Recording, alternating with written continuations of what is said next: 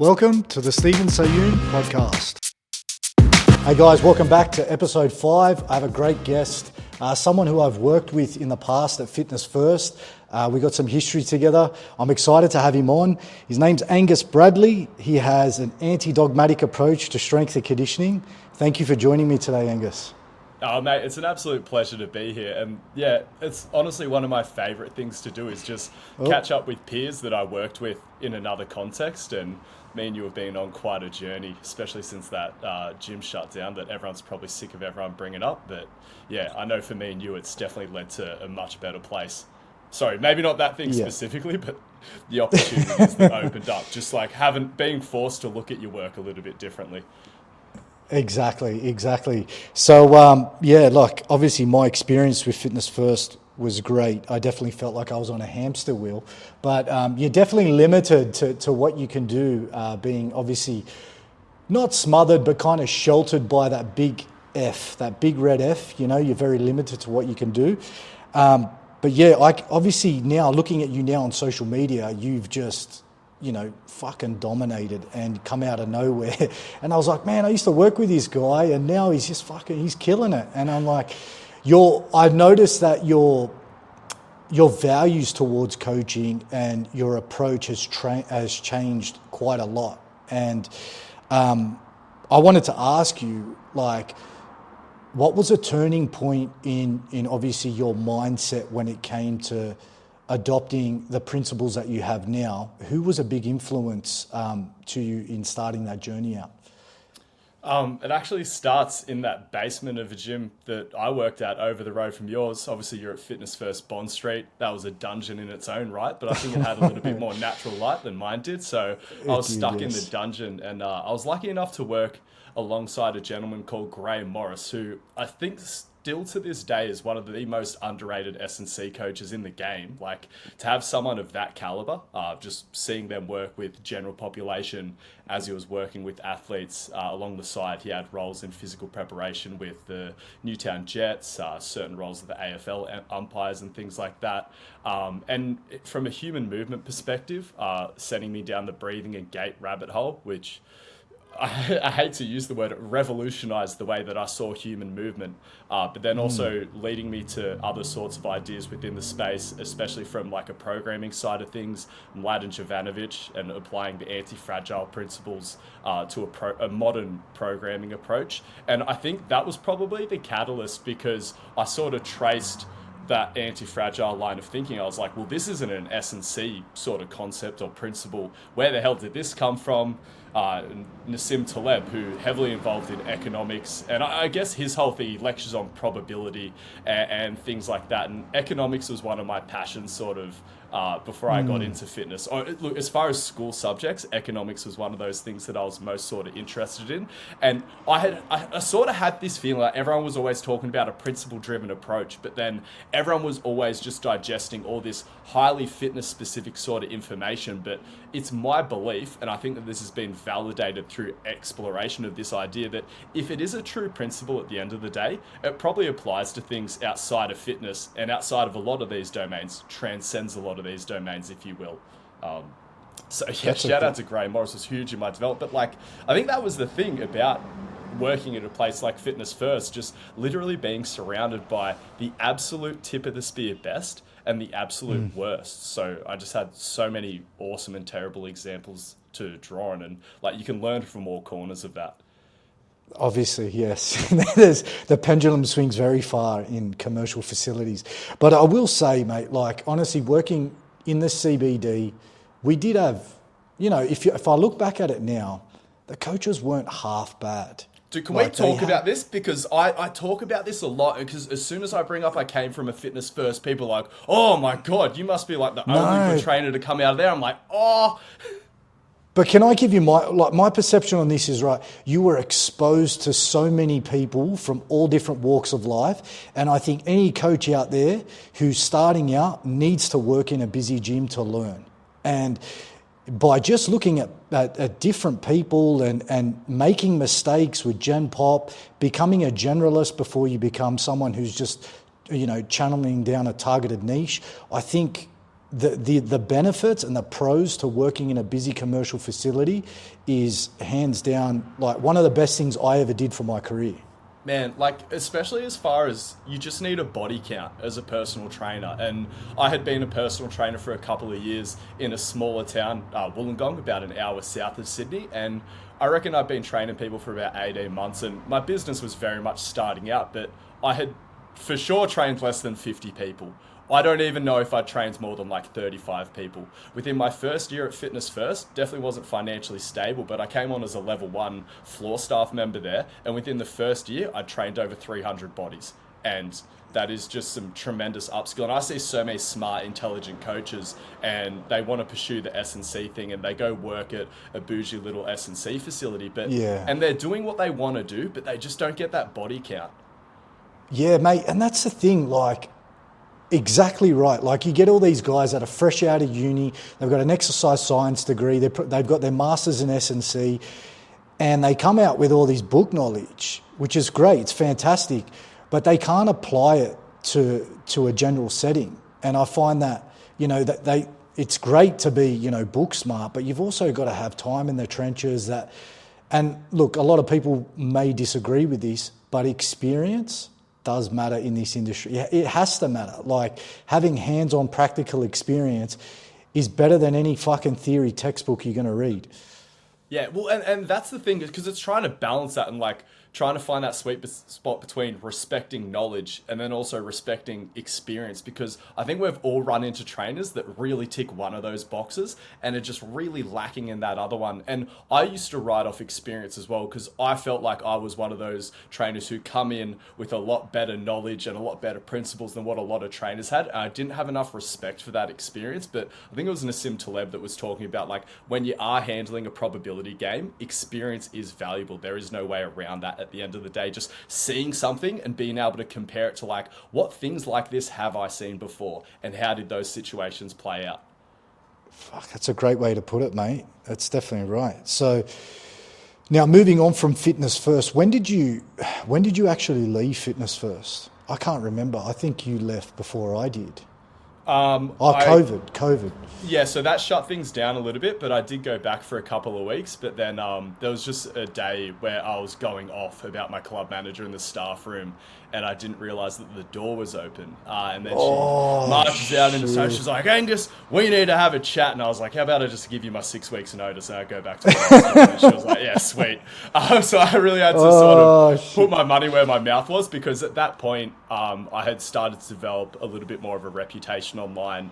I got a little bit consistent with that. In hindsight, it probably wasn't as stable as what I assumed it was at that point, but I just needed to take a leap of faith. And like I said, as much as we're talking about, Fitness First is a phenomenal starting point and an amazing breeding ground, again, to sort of start running your own show and get to train a lot of different people and figure out where do I actually want to take this thing. But ultimately, it wasn't my dream to work in a commercial gym setting like that at the end of the day. And then I just sort of took my business down the road, worked out of a CrossFit box, again, managed to tee up a bit of a rental system there. And it was exactly what I wanted, because it was everything that Fitness First was, but I could wear whatever clothes that I wanted. And I just had a little bit more freedom in terms of how I behave, because like, you know, I'm a little bit of a brat at the end of the day. Or I think I can relate to that. I definitely hated wearing the uniform too. And I had an issue with being told what to do, obviously, to some degree, even though we were paying rent to be there and to run our own businesses. You were always kind of policed by a bigger party. By a middle manager who'd failed at what you wanted to do, because the middle management in Fitness First exclusively comes from personal trainers who can't hack it on the gym floor anymore. And it's a systemic problem in middle management in the fitness industry. And I wish Fitness Australia would do something about it. Because I'm like, man, they haven't actually done anything. They've just been a tax on our fucking industry. We can swear on this podcast, right? And I'm just like, man, if there was one thing that Fitness Australia could actually do for our industry, I think it would be putting together some pathway programs. It's like, all right, you've failed as a personal trainer and now you're stepping into middle management. These are the things you need to be aware of so you don't screw a bunch of people over. Because it's weird, right? Because you know, in commercial gyms, they create a hierarchy where someone has a lot of power over people who are doing a better job and doing everything that they want to do and making more money than them. I'm like, that's quite a complex scenario you've created there. Yeah, pretty much. Fuck, mate. Yeah, you took the words out of my mouth. I wasn't going to say that on here, but you did. Thank you for doing that. Okay. So obviously, I was kind of shitting myself leaving Fitness First. I'm not going to lie. I had that safety net of knowing that I could just walk on the floor, talk to someone, add some value, potentially convert them to a client, was gone for me. I had no one coming in the door. I was working out of my wife's gym, the business. We just had a child, a little boy, and she wasn't running the gym, and I was like, fuck, this thing's falling to pieces. It's going under. My business was still steady, and it kind of forced me. It's either sink or swim. You need to readjust and redirect your energy towards what you possibly can in order to make an income, to make ends meet. How was that like for you? Obviously, you know, the knowledge that you have, you've put it out on social media, and it's been quite effective, and you've done really well from an outside perspective. But how was it for you mentally and that process to go through where you didn't have that safety net anymore? It could have been a very stressful experience, but I had a lot of very favourable circumstances going my way. I had phenomenal loyalty that you could just have never asked for. So many of my clients during that gym shutdown went out of their way in so many ways to stay on as a client, like meeting me randomly in a park, even if they had to go away or if I couldn't meet up with them, doing Zoom sessions and things like that. And that really granted me this ability to create very valuable content for people and just share it without any expectation of asking anything in return. Because I see a lot of people, and I completely understand why, because you have to give out so much free value to the point where you can actually make decent money online as a trainer. But I also think what I leveraged was just an insane amount of goodwill, because I had so much traction for so long before I actually tried to launch too many different training products or before I started doing too many calls to action. And I think that really helped me at the end of the day. It was very much a very slow transition to the online thing. So I was running a hybrid model where I'd say I was still making at least 50% of my money from face-to-face training, just from my old model, up until we're coming up to the 12-month anniversary of that in about 2 weeks now. So for me, it just was that very slow transition where I think if I had pushed for it, I could have moved exclusively online probably 6 months earlier than that. But I really, because I stress about money. Like I know it's one of those things, even when I objectively can look at my finances and be like, I'm doing as well as I ever have, I'm always stressing about where my next dollar's coming from. I think that has a big part to do with, like, I was just so broke my first couple of years in the industry. You never really sort of lose that anxiety, and I'm grateful for it. And also as well, like I would say to anyone that like purely working online is not the dream for me. It is a means to an end, because I want to travel around doing these seminars and the education side of things. Like ultimately my end goal is to go back into that and have a 50% mix of like 50% of my money or 50% of my business coming from the face-to-face thing, and then just using the online as a little bit extra and a way to express myself and create ultimately a very resilient business model. Because I have now this insecurity about, I have turned into some aspect of very stereotype that we all used to joke about. You know, you go in, you spend about, 6 or so years developing your skills as a face-to-face trainer, and then just it's seen as a graduation. You graduate to an online trainer. I'm like, no, face-to-face is the show. Like, that is it. That's what I'm most passionate about at the end of the day. Yeah, I can totally relate. Like I think 80% of my business now is online, and a lot of it is, and you're still stressing about money as well. I don't think that ever goes away. And I think some of that stress is what continues to drive you as well. That's got to be some key indicator to go. It gets you out of bed in the morning to some degree. It'll keep you back at work a little bit longer, may put a little bit more effort into that Instagram post. It is a big motivator. And I think for me personally, I came from no money. I came from a very broke background, and going into Fitness First, I had to borrow money off my old man to pay the $4,000 fucking whatever it was, the bond. And he's like, don't fuck it up, just make it work. And I went under fucking Shane DaCosta, the biggest slime ball there is in the fitness industry. Hey, but a few legends have come out of that camp as well. Exactly. Yeah, that's true, right? So he was probably the biggest snake I've ever met in my life. I'm proud to say that, and if there's any repercussions about it, I'm happy to face it. But anyway,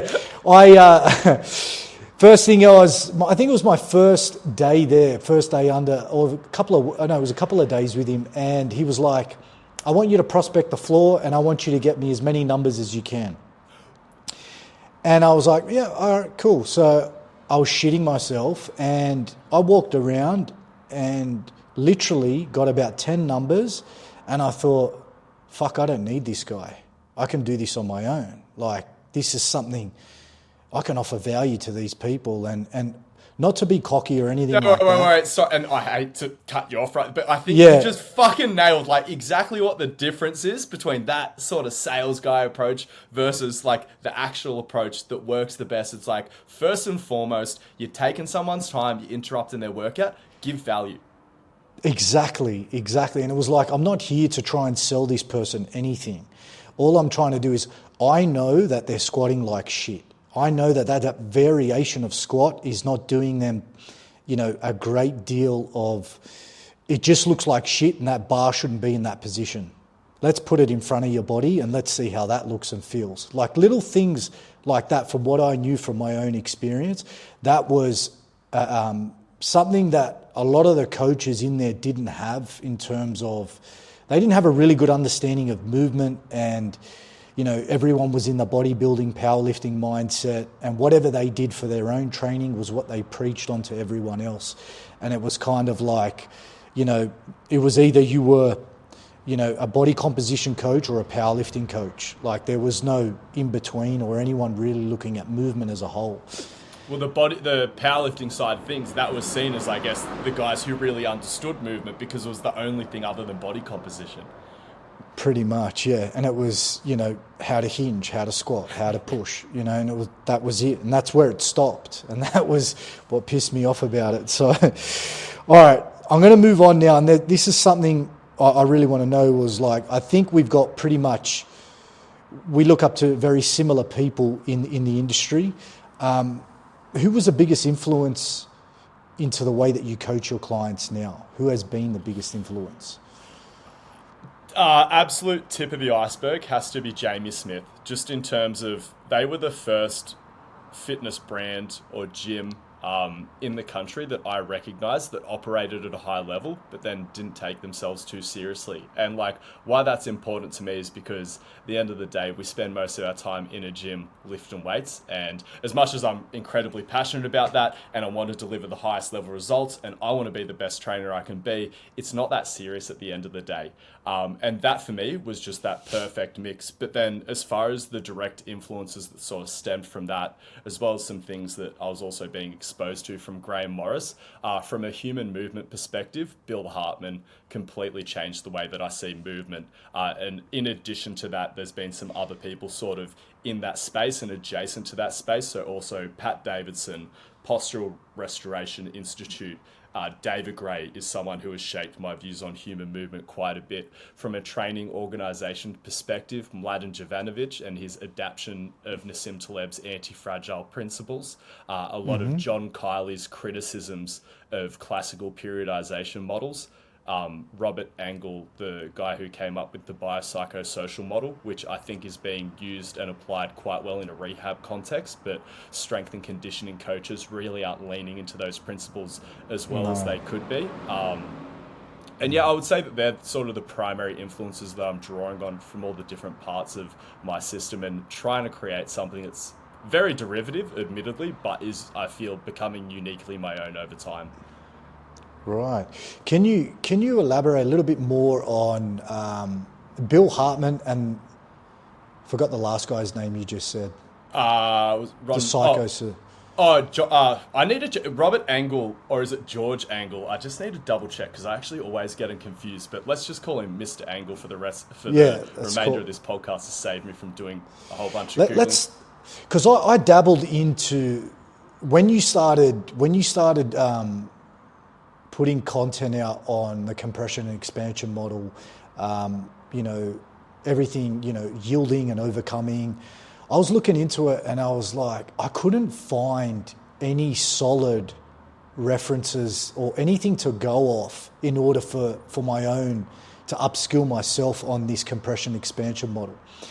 I look up Bill Hartman, I jump on his site and I'm like, what the fuck is this? Like, where do I sign up? There's nowhere to fucking sign up. What can I read? There's no information on this shit.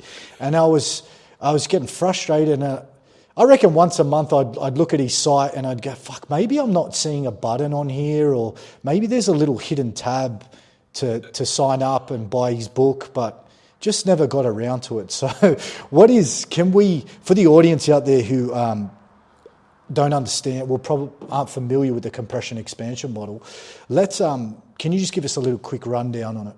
Hell yeah, it's one of my favorite things to do because, again, I think it's something that from an outsider's perspective, it's seen as something that's quite complicated, when I feel like once you actually understand this model, it ends up simplifying things for you. It's just that it's different, and you almost have to it is hard to forget things that you've been taught previously, especially if you've become attached to certain models. So the whole concept, the way I like to explain it in the most simplest terms, the way I understand it, the compression expansion model is saying there is one plane of motion and that there are two movements. So in the traditional triplanar model that a lot of us are familiar with, we have sagittal plane, forwards and backwards movement, we have frontal plane, side to side movement, and then we have transverse plane, aka rotation. In the compression expansion model, the transverse plane is the closest approximation that they believe in as a true plane of movement. And then every other movement is just a manifestation of internal rotation, also known as compression in this model, or external rotation, also known as expansion in this model. And it just instantly reconciled so many questions I had about human movement. Particularly at that time within the weightlifting space, because this was peak knees out era. Everyone was like, chest up, knees out. What are you trying to do? It doesn't matter, chest up, knees out. And my knees always swung in a lot throughout the middle of a squat, and those were always the squats that I made. Like if I was really stubborn about keeping my knees out, the knees would stay out, but I just wouldn't squat as much. And my knees never felt bad. Like I would say they actually felt quite nice coming in, and I was just like, I always kind of felt insecure about it. I was like, I must be a bit different. There must be something I'm missing here. But the reality is we're never moving exclusively in one plane of motion. We are always moving in all three planes simultaneously. And no one had ever told me the relationships and the coupled actions that exist in all these planes of motion. And again, in this, to flesh out this compression expansion model, because it's like, well, how do we sort out the forwards and backwards movements? How do we sort out the side to side frontal plane movements? We have to be able to fit these into either an internal rotation movement or an external rotation movement. So how they end up coupled is we have flexion, abduction, external rotation. These are expansion, yielding, wind up actions. And then we have extension, adduction, and internal rotation. These are our compression or force production sort of movements. And it doesn't matter what someone is trying to do. We always just see the expression of these two patterns. And I know everyone who's listening is already thinking to themselves, but that's outrageous. I've definitely seen more than two different manifestations of human movement. And what I would say to that is the differences that you saw was based on the task and then the shape of that person, which is different person to person. Yeah. But within that environment, they were still flexing, abducting, externally rotating, and extending, adducting, and internally rotating. One of the easiest ways to visualize this is to think about a tennis swing. Wind up for your tennis swing, and it's like, oh, okay, I just flex, abducted, and externally rotated my arm, and then swing your tennis racket and you extend, adduct, and internally rotate. And it doesn't matter whether it's the upper limb or the lower limb, it's all the same shit. Mate, that was a game changer for me as well. And it's almost like you look at the gait cycle and... Well, that's for functional people who don't lift weights, right? That's what I thought.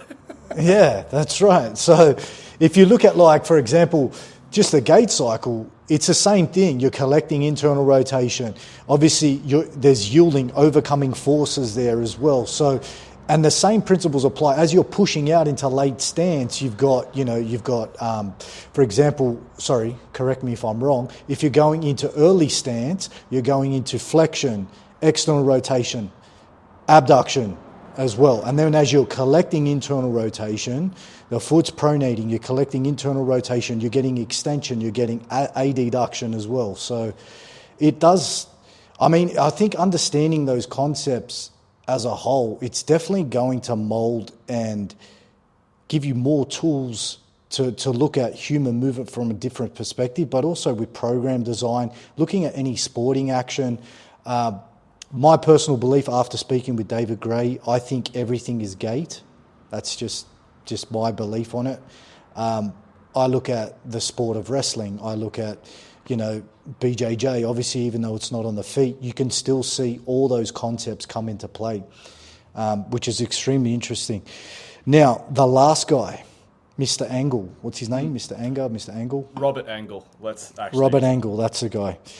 One of them was a famous actor. One of them is just a legend of the field. I've never heard of the bloke. I'd love to... it's George Angle. George Angle, okay. All right. So what was the last thing you spoke about? What does this guy specialise in? And what has he... He theorized the biopsychosocial model, and this emerged from the medical field. So, and I'm probably going to really bastardize it, but it's just important to explain things in the terms that you understand them. So my understanding of the biomedical model is, let's say they've identified that you have a tumor in you and it's cancerous. In the biomedical body as a machine worldview, it's like, okay, there's you, and then there's the problem. I'm going to take this tumor out, and then you'll be fixed. And don't get me wrong, this method absolutely fixed up a bunch of people, but they weren't getting as good of results as what they thought they might. But if you think about it, right, like what that actually looks like, it's like someone feels like something's a little bit wrong with them, and then you give them this horrible diagnosis, and you're like, you're actually dying, man. And then the treatment that they go under, like chemotherapy, a really horrible surgery, it's like, man, the treatment almost feels worse than the actual disease, and it must be really hard psychologically to even go through that. You're like, am I actually going to come out the other end of this? Like, do you even understand the process, like what they're trying to do with you? And so what a biopsychosocial approach would involve is like, you're looking at the person as more than just the diagnosis. It's like you're a human first and foremost, not a sick person. And you have thoughts, beliefs, and expectations that ultimately end up shaping these outcomes. And it's not like that the bio is separate from the psychosocial. It's that it's always intertwined and they're always interacting with each other. So what about when you're given someone this horrible diagnosis, how about you make sure that you bounce the ideas off them? You really make an effort to make sure that they understand the course of treatment and that they're bought into it. Maybe give them a little bit of cognitive therapy to really get them in top shape so they're motivated to go through this harrowing experience and things like that.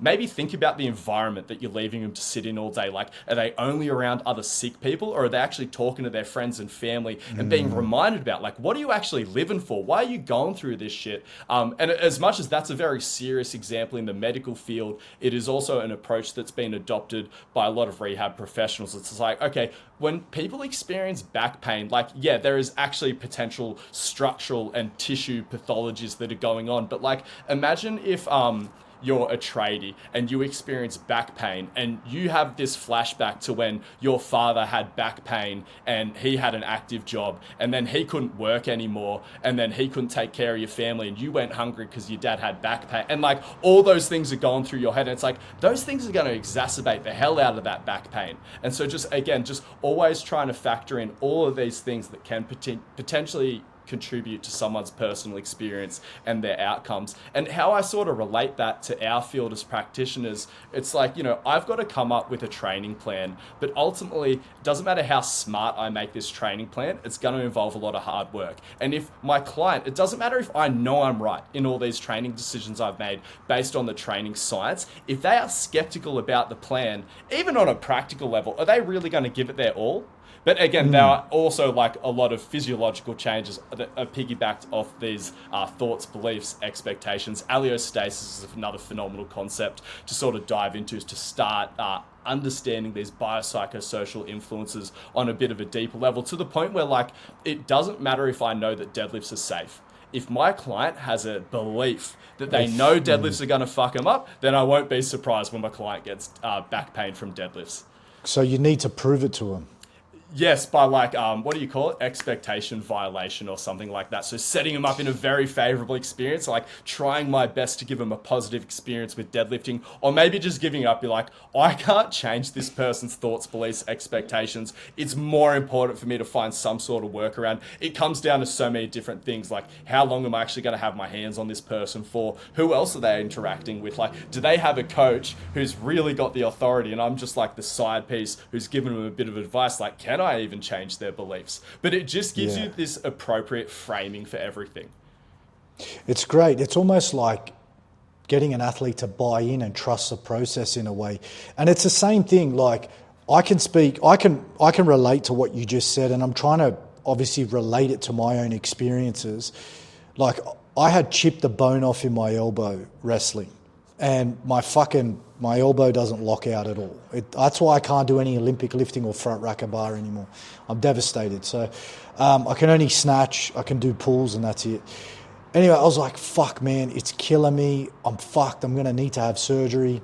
I went down, I sat down with a surgeon, and he looked at the scans, and he's having a look through, and I said, look, do I need surgery? Is this pretty bad? And he's like, look, potentially it's not going to get any worse. He said, with the elbow, there's not much we can do. We can remove the loose bodies, and we can probably clean up the edge of it. But by all means, you're okay to train. God, here's a good one. Mate, I fucking walked out of there and I was like, fuck yeah, straight to the gym, no pain. It was just like that mental the surgeon said I'm fine. It's not that bad. Fuck it, I'm going to train. And it was like 4 weeks of hell of not doing anything and babying this injury. Versus that unknown of like, I know shit's floating around here, and you just need someone to be like, mate, you're not going to make it worse. And all of a sudden you're like, yes. Oh, yes. And it just gave me the green light to go out and do things. I think it's the same thing when you train your clients. It's like, for example, they can't touch their toes. Or you shouldn't be deadlifting. Or, you'll fuck your back because you can't touch your toes. And it's like, they go, I'm broken. I can't touch my toes. I'm shit. I can't pick things up off the ground. And I think that's important. And I used to do that as a coach. I used to be like, if you can't do this as an assessment, then you're not allowed to do this in the gym. And this was early on. And I look back now and I'm like, that client probably thinks, fuck, man, I must have made him feel like a piece of shit because, they must have thought they were, we've all done it, yeah, to some degree. But I think that's extremely important. It's something that I always try to do. Like, guys will come in with no ACLs and I'll be like, well, let's see what we can do. It's not the end of the world. I know people that have gone back to combat sports with no ACLs and, and it's just that whole, the way you approach it and the wording that you use can definitely shape the way that they think they are. All right. John Kiley nailed it because I think a lot of people get nervous about the idea of like just placeboing your clients, like, because there's interesting ethics around that. But how John Kiley frames it is you are an agent of placebo, whether you choose to recognize it or not. And all we really have is placebo or nocebo. And the nocebo effect is 5 times stronger. And you definitely don't want to nocebo your clients. So you might as well always err on the side of positive expectations. And you can have some really favorable outcomes from that approach. It's a great way to put it. Nocebo. Never heard of that before. That's the gnarly one. It's a gnarly one. All right. So now we're going to get into some questions. And I mean, I've got a whole bunch on here, but what are some of the problems you see with the S&C industry as a whole? Strength and conditioning industry. It's too fractalized and it's too specialized. Everyone's been told that they need to be a specialist, but again, a lot of the emerging ideas that I find are really productive in our space is more about realizing that we're dealing with humans first and foremost. So there's probably a lot of really productive conversations we can have between all of our fields and make all of our lives a little bit richer. And I think, again, the biopsychosocial approach, I think that's something that hammers home for me. Again, we're not dealing with powerlifters, not dealing with fighters. We're dealing with people first and foremost, and then all this other stuff is secondary. And then I was lucky enough, again, with all this compression expansion model, which is a great analog for breathing and gait, to then, if we also had more universal language for describing movement, it's like we could, again, break out of these silos and have a lot of really productive conversations together, because there were just so many people I was never interested in chatting to based on my at the time, being just deep in this strength sports, Olympic lifting rabbit hole, which I have many more interests now, but that's definitely like was my first passion in this space. And I just wish I was pushed outside of my silo a little bit more, because I had a real attitude. I was like, oh yeah, us weightlifters, we understand programming better than everyone else, and we really understand what a squat is. But then again, I sort of got humbled by this whole compression expansion model and these universal movement models that I look at as like breathing and gait. Mm-hmm.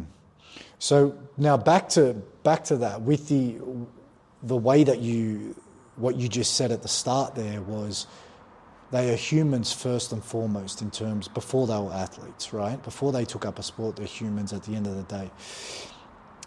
That's something that David Gray and I had a great chat about, and it's something I see as well. Everyone's so fixated on sporting performance, but no one looks at just enhancing them as a human. Let's improve just basic qualities of movement, right? Let's create a bit more space at the back of the hip. Let's just do little adjustments in terms of how they move, and that's going to have a positive transfer over to their sport.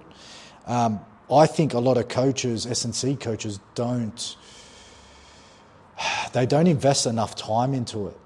And I think they miss the boat with it. They're so focused on their fucking contrast training and their... No, but you know why? Because we said things like health and performance are on opposite sides of the continuum, and I don't know about that anymore. Because, man, when you get a really healthy athlete, you can do anything to them and you get a result. Like, it's just...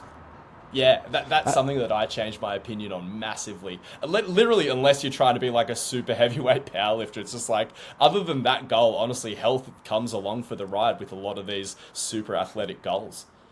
It does, right? And I think, like, with just treating them as basic humans from a movement perspective, at the end of the day, if you're so focused on the sporting performance side of things and they can't access a certain movement and you just keep hammering away at it, and you see coaches try to make adjustments to the exercises to meet where the client currently sits or the athlete sits within their current capabilities, and they just end up fucking butchering the shit out of it, but they're not addressing the elephant in the room.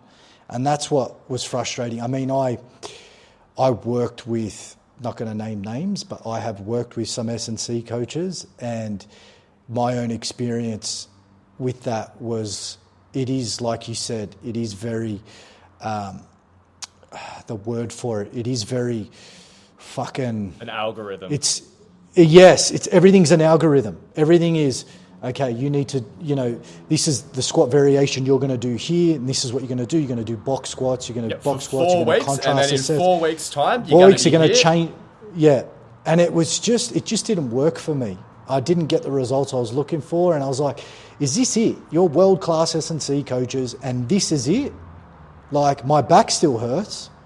My Achilles is still fucked. Like, it wasn't where it needed to be, and I was like, there's got to be more to it.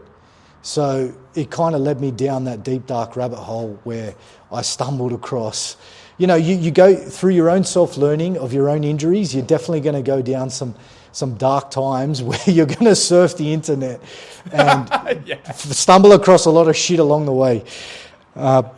It's fucked. But I think it's one of those things, I'm sympathetic to it because, and I'm much more lean to your side, but I think where people have fallen down this trap is you need some semblance of a system if you're going to have this gargantuan business. But then a lot of people really struggle to always have that flexibility in the system because human beings are very individual. Human beings are very hard to predict. And that just completely flies in the face of having a system. I also respect that some people want to drive Lambos, and hell, even to be able to afford a house, you do need to scale your business to some extent. But as I am now facing that challenge, be like, how do I adjust my systems to be able to handle more people? The battle I'm fighting is not losing that and becoming too algorithm driven, having that sweet spot. Yes, that's exactly right. And you've seen it happen on bigger scales, even with business models. You just become a number instead of, actually having that interaction with that client and feeling like you're important. Okay. All right, this is a good one. What's your issue with business coaches? Starts out probably like some insecurities. We've both talked about our interesting attitudes to money, and like sometimes you don't feel like you deserve money and yada yada yada. But I grew up, my dad was a toilet paper salesman. I hate the whole sales thing. I find it really frustrating. My father's probably one of the best salesmen in the country. He could sell ice to Eskimos. So it just always gave me the ick. Like, don't get me wrong, I put my father on an absolute pedestal. I look up to him more so than I do almost anyone on the planet. But in terms of like, particularly that, just like being a salesman, it always just gave me the ick. And I think I've had negative experiences where I feel like I've been manipulated and bullied into buying things that I didn't want to partake in. And I don't want to pass that experience on to anyone else and make someone take part in my system because they feel inadequate. I want people in my system because they're like, no, I'm a sick cunt, and this is where the sick cunts come to train. Like, that's the attitude I want to be like, this is the best show in town. And so, but then I think that people deserve some sort of pathway to building their business, and marketing is very much the thing that I lean into to grow my business, much more so than sales. And people might be like, oh, it's same, but different. But again, specifically what I hate is cornering people in a room, overcoming objections. And that mate that you mentioned you spent some time with briefly when you started Fitness First, I remember him bragging about he convinced some lady to sign up for a PT package that was so expensive she had to remortgage their house. That's what I heard. I don't even know if that was the truth. If you made no, it he up, told it's me. even grosser, and if it's true, it's gross as well. I'm like, man, that's not a win. That's not a win. So what the story was, because I heard some more details from it. So basically, to everyone who's listening to this, in Fitness First, there was a coach in there, a trainer in there, who was extremely busy trainer, so he wanted to make more money. He ended up taking on apprentices, and they would fall under his business model like a pyramid, and he would bill them out for X amount of dollars, and he would take a cut of each session. So what he did in order to get his trainers booked out, he would do all the consults and then palm off the clients to one of the trainers to fill up their books. So in return, he was making more money per hour. Now, apparently, like you said, back to that story, he came back into the room and was like, I just signed up this lady. She fucking refinanced her house, and I signed her up to 4 PT sessions a week at $500 a week, right? And I was like, $500 a week, like don't get me wrong, I've been lucky enough to have someone pay me that per week to train with me. We were in an affluent area. But they didn't fucking refinance their house to do that. That was nothing to them. That was like a smidgen of their budget, and they made copious amounts of money.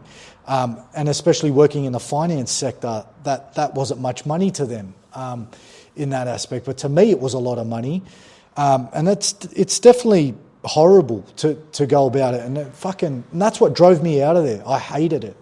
Like, I felt like you had to sell your soul in order to be able to gain business in that environment.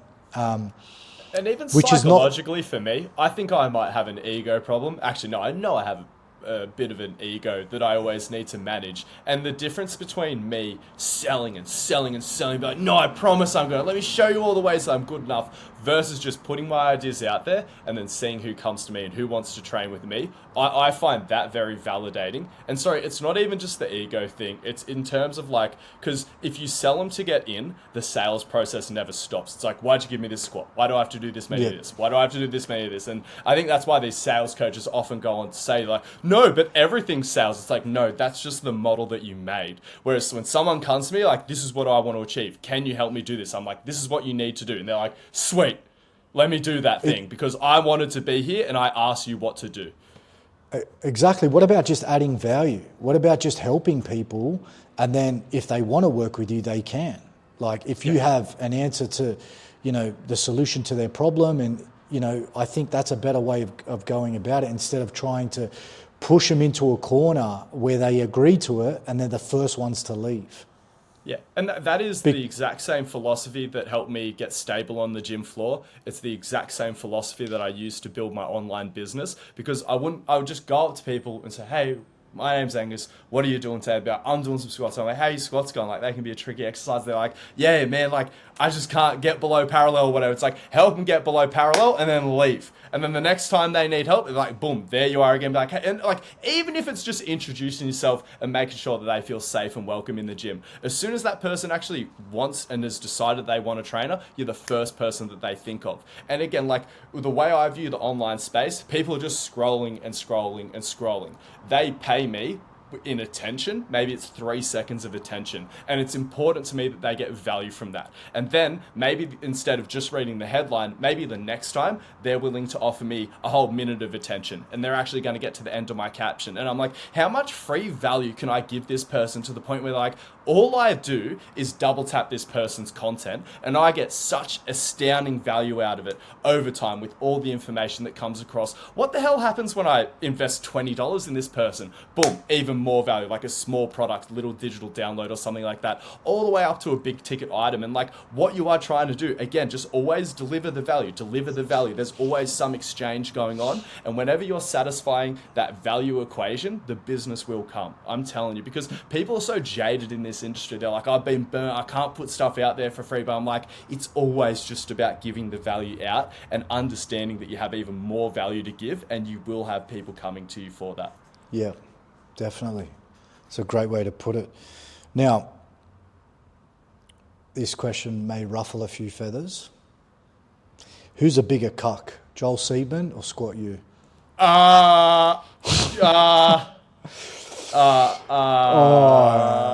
Fuck, they're on par. No, because Joel Seedman, I view him as like, he thinks for himself to some extent, and he's just so crazy and unique in that. I need to caveat this, like, I don't like either of them. But yeah, I just see Seaman as a little bit more chaotic, unique, and entertaining. Whereas I can't tell you the last time Squat U made me laugh. Whereas like Joel Seaman, I know it's stressful seeing him the things he does, but I feel like we can all gather around and have fun with that a little bit. Yeah, whereas the Squat U thing is like, it's almost good enough to slip under the radar, and it's very confusing and very unproductive, a lot of the information he puts out there for people. It pisses me off. It pisses me off. Like, the way he uses examples of clients' squats, and this person came in and was struggling with knee pain, and you look at her squat and you go, no fucking wonder why. Like, look at the way she's squatting.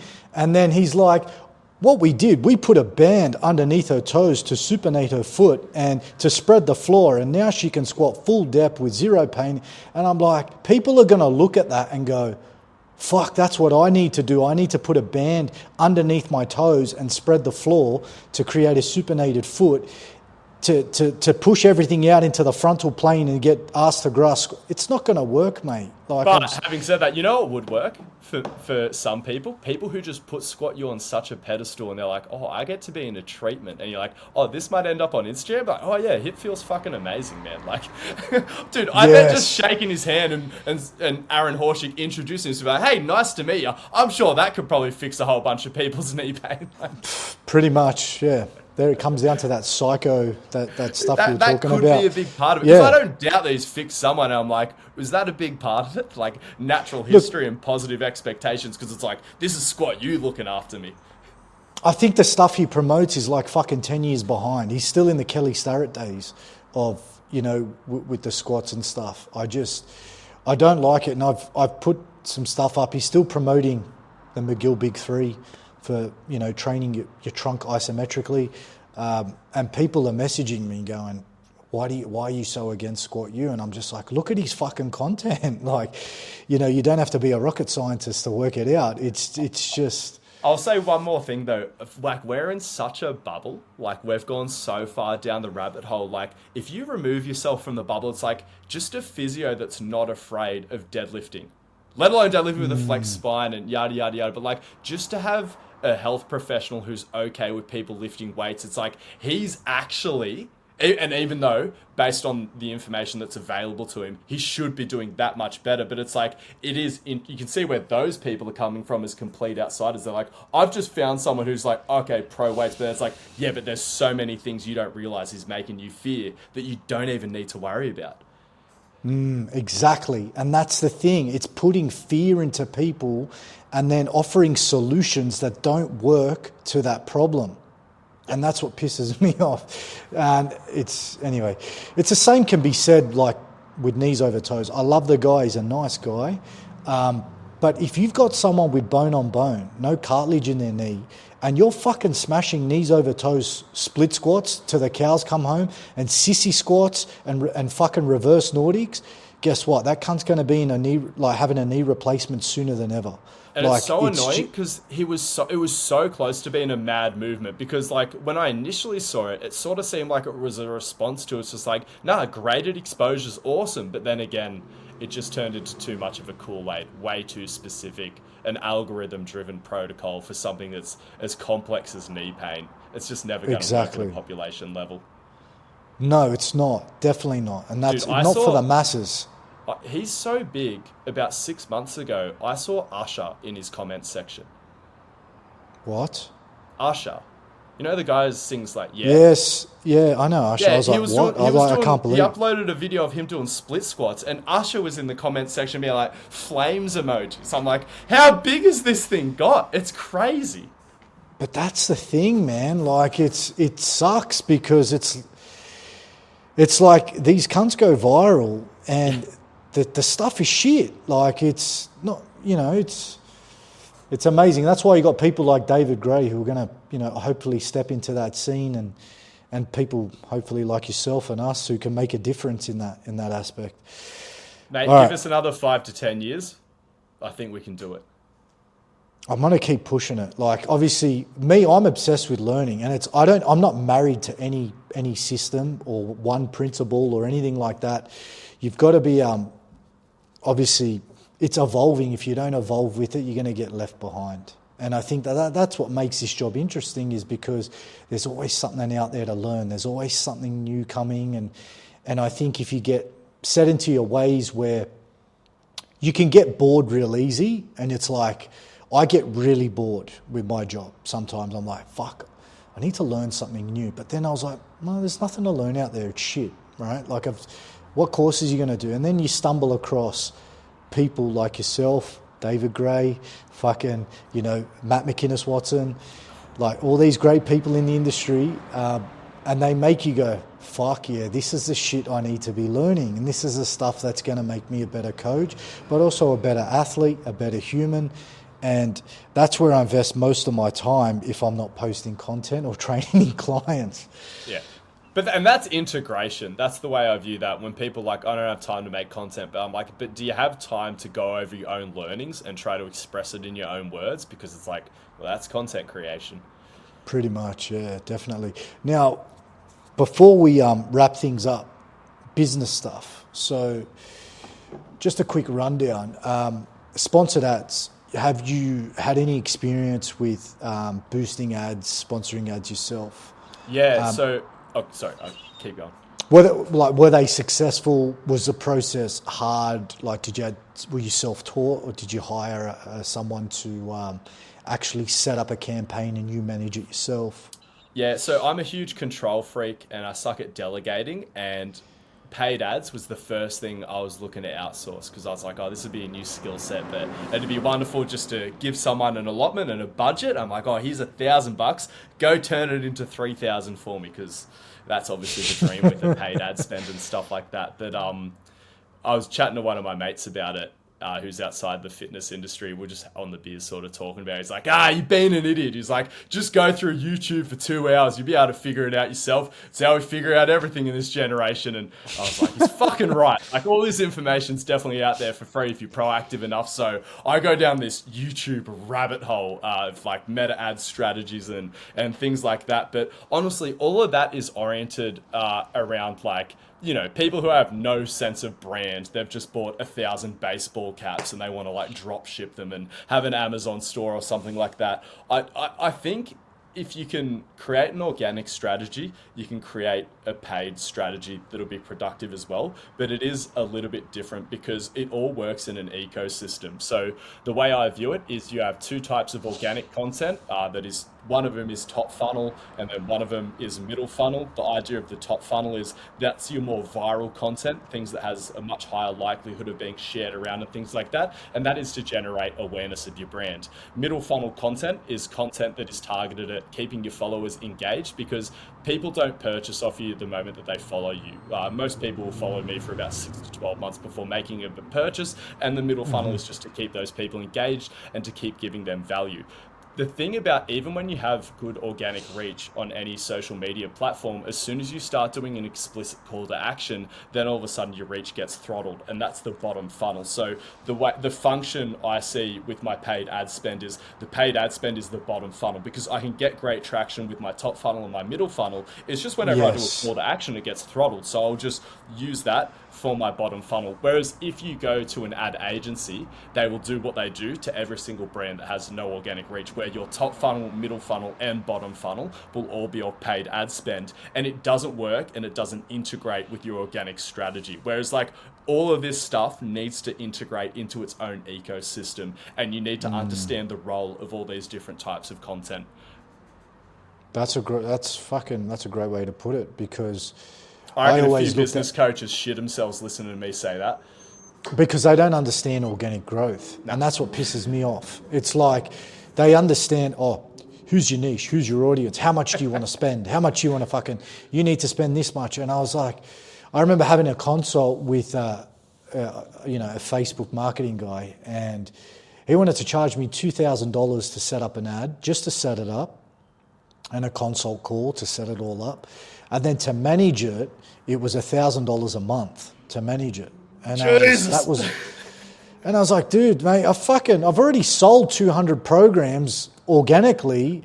Just boost what I have. That's all I need. Like, I don't need you to fucking sell, these special fucking crop tops that, to the masses. It's like, I've already got something out there. I just need to get it going. So because what I actually did, I just allocated myself $1,000, and like everyone can choose their own amount. That was just an amount that I was comfortable with, not burning, but as a learning experience. Because, and again, like you said, it's like if you want to engage a professional and it's someone who's worth their salt, it's going to cost you minimum thousands anyway. So I just set myself a month and $1,000.